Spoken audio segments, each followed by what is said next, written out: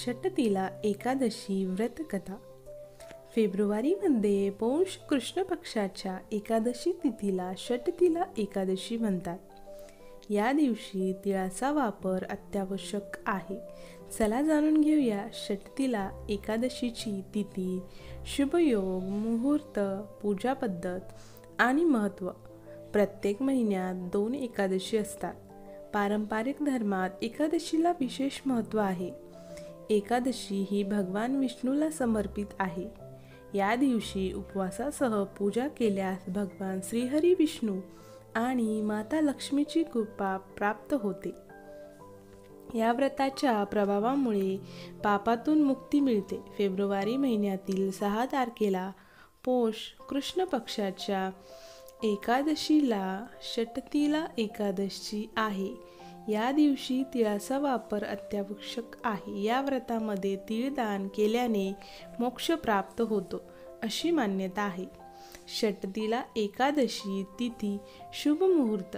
पंचांगानुसार पौष महिन्याच्या कृष्ण पक्षातील एकादशी तिथी फेब्रुवारी महिन्यात 5 तारखेला संध्याकाळी 5:24 सुरू होईल, तर 6 फेब्रुवारी रोजी संध्याकाळी 4:07 संपेल. उद्या तिथीनुसार 6 फेब्रुवारीला षटतिला एकादशी आहे. तिळाच्या 6 प्रकारामुळे ही एकादशी षटतिला एकादशी म्हणून ओळखली जाते. 1. तीळ स्नान, तीळ उतणे, तीळ हवन, तीळ तर्पण, तीळ भोजन, तीळदान हे तिळाचे 6 प्रकार आहे. 6 तिळाच्या प्रकारामुळे या एकादशीला षटतिला एकादशी म्हणतात आणि हे व्रत केल्याने अनेक पाप नष्ट होतात आणि मनुष्याला मोक्षाची प्राप्ती होते. षटतिला एकादशी पूजा पद्धत. एकादशीचे व्रत विधीनुसार पाळावे. जर तुम्ही षटतिला एकादशीला उपवास करणार असाल तर एकादशीला ब्रह्ममुहूर्तावर उठून घर स्वच्छ करावे, स्नान करून देवी देवताचे ध्यान करावे. यानंतर उपवासाचा संकल्प करावा. नित्य देवपूजेनंतर भगवान विष्णूचीही विधिवत पूजा करा. देवतेला फुले, पाणी, धूप, दीप अर्पण करा. आरती करून क्षमा प्रार्थना करा. प्रसाद वाटा. या दिवशी गरजूंना अन्नदान करा. त्यानंतर दुसऱ्या दिवशी व्रत सोडावे. षटतिला एकादशी व्रतकथा. एकदा दलभ्य ऋषींनी पुलस्त्य ऋषींना विचारले, महाराज, पृथ्वीवर लोक ब्रह्महत्यासारखी मोठे पाप करतात, इतरांची संपत्ती चोरतात आणि इतरांची प्रगती पाहून मत्सर करतात. याशिवाय अनेक प्रकारच्या व्यसनामध्ये ते अडकून राहतात. तरीही ते नरकात जात नाहीत. याचे कारण काय? ते कोणते दान आणि परोपकार करतात ज्याने त्यांची पापे नष्ट होतात? कोणास ठाऊक? हे सर्व तुम्ही प्रेमळपणे सांगा. पुलस्त्य मुनी म्हणू लागले, हे महाभाग, तुम्ही मला खूप गंभीर प्रश्न विचारला आहे. याचा जगातील सजीवांना मोठा फायदा होईल. ब्रह्मा, विष्णू, रुद्र आणि इंद्र इत्यादींनाही हे रहस्य माहीत नाही, पण हे रहस्य मी तुम्हाला नक्कीच सांगेन. ते म्हणाले की माघ महिना सुरू होताच मनुष्याने स्नान वगैरे करून शुद्ध राहावे.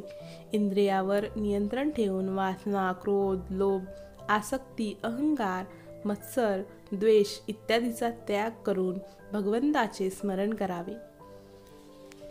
पुष्य नक्षत्रात शेण, कापूस आणि तीळ मिसळून त्यांचे गोळे बनवावे. त्या दांड्यांनी 108 वेळा हवन करावे.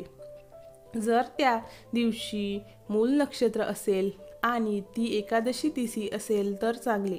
पुण्य देणारे नियम अंगीकारावेत.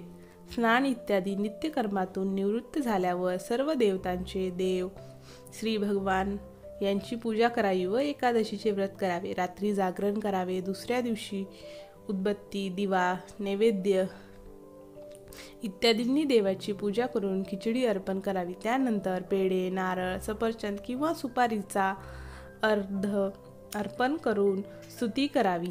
अरे देवा, निराधारांना आश्रय देणारा आणि या जगाच्या महासागरात अडकलेल्यांची सुटका करणारा तूच आहे. हे पुंडरीकाक्ष, हे विश्व आत्मा, हे सुब्रह्मण्य, हे पूर्वज, हे जगतपत, तुम्ही देवी लक्ष्मीसह हे शूद्र अर्घ स्वीकारावे.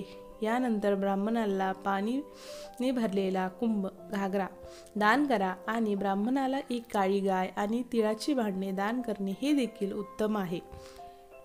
आंघोळ करणे आणि तीळ खाणे या दोन्ही गोष्टी उत्तम असतात. अशा प्रकारे एखाद्या व्यक्तीने जितके तीळ दान केले तितकेच त्याच्या स्वर्गातील 1000 वर्षाच्या वास्तवा एवढे होईल.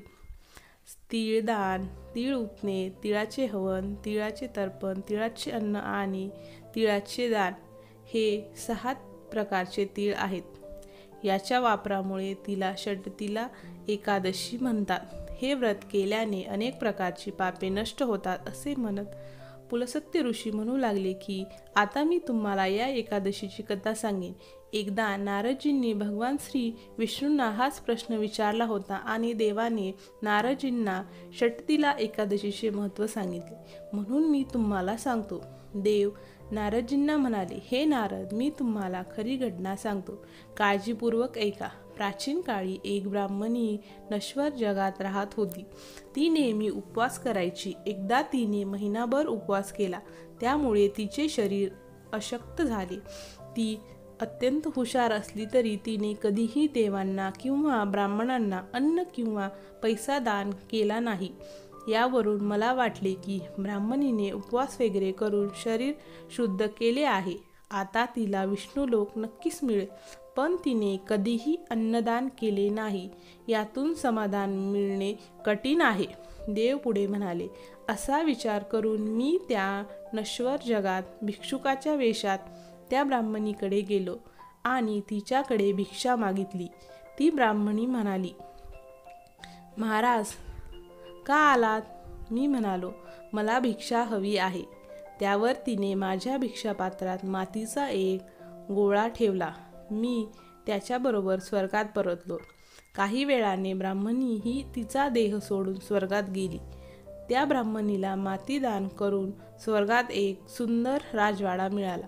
पण तिला तिचे घर सर्व अन्न पदार्थांनी शून्य आढळले. भयभीत होऊन ती माझ्याकडे आली आणि म्हणाली की प्रभो, मी अनेक व्रत वगैरे करून तुझी उपासना केली आहे, परंतु तरीही माझे घर अन्न वगैरे सर्व गोष्टींनी शून्य आहे. याचे कारण काय? यावर मी म्हणालो, आधी तू तुझ्या घरी जा, देवी तुला भेटायला येतील. प्रथम षटतिला एकादशीचे पुण्य आणि पद्धत याबद्दल त्यांचे ऐक, मग दार उघड. माझे असे बोलणे ऐकून ती तिच्या घरी गेली. देवींनी येऊन दार उघडण्यास सांगितले तेव्हा ब्राह्मणी म्हणाली, तुम्ही मला भेटायला आला आहात तर मला षटतिला एकादशीचे महत्त्व सांगा. मी सांगते, असे एक महिला म्हणू लागली. षटतिला एकादशीचे महात्म्य जेव्हा ब्राह्मणीने ऐकले तेव्हा तिने दार उघडले. देवींनी पाहिले की ती गांधर्वी किंवा राक्षसही नाहीत, तर पूर्वीसारखी मानव आहे. त्या ब्राह्मणीने त्याच्या सांगण्याप्रमाणे षटतिला एकादशीचे व्रत केले. त्याच्या प्रभावामुळे ती सुंदर आणि सुंदर झाली आणि तिचे घर सर्व खाद्यपदार्थांनी भरले. त्यामुळे लोकांनी मूर्खता सोडून षटतिला एकादशीचे व्रत करावे आणि लोभाऐवजी तिळाचे दान करावे. यामुळे दुःख, दारिद्र्य आणि अनेक प्रकारचे संकट दूर होऊन मोक्ष प्राप्त होतो. मित्रांनो, अशाच धार्मिक कथेंसाठी माझ्या चॅनलला सबस्क्राईब करायला विसरू नका.